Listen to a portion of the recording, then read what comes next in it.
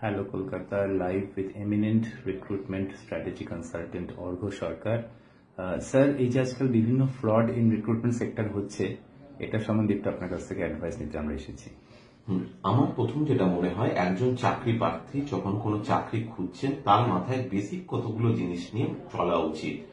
আমরা যখন কোনো চাকরি খুঁজি, প্রথমেই জব সিকার্সদের যেটা মাথায় নিয়ে চলা উচিত সেটা হচ্ছে job search never come under the price tag. অর্থাৎ কখনোই কোনো চাকরি প্রার্থী যখন কোনো চাকরি খুঁজছেন তাকে একটা জিনিস বুঝতে হবে, চাকরি কিন্তু টাকার বিনিময়ে পাওয়া যায় না। এবং চাকরি খোঁজার জন্য বা চাকরি পাওয়ার জন্য কখনোই কাউকে কোনো পয়সা দেবেন না। সেটা হতে পারে 10 টাকা, হতে পারে 50 টাকা, হতে পারে 10,000 টাকা, হতে পারে 1,00,000 টাকা। তার কারণ, যখন কোনো অর্গানাইজেশন আপনাকে রিক্রুট করবে, সেই অর্গানাইজেশন কিন্তু আপনার কোয়ালিটি দেখে আপনাকে রিক্রুট করবে।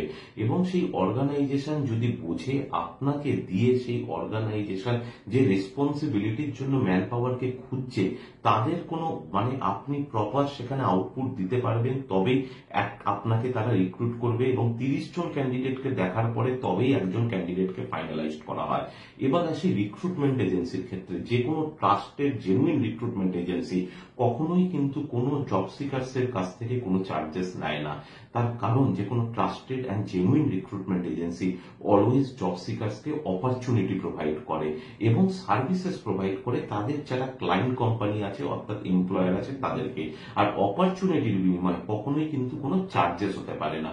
চার্জেস কিসের বিনিময়ে হতে পারে? সার্ভিসের এগেনস্টে। সার্ভিসেস তারা কাকে প্রোভাইড করছে? এমপ্লয়ারকে।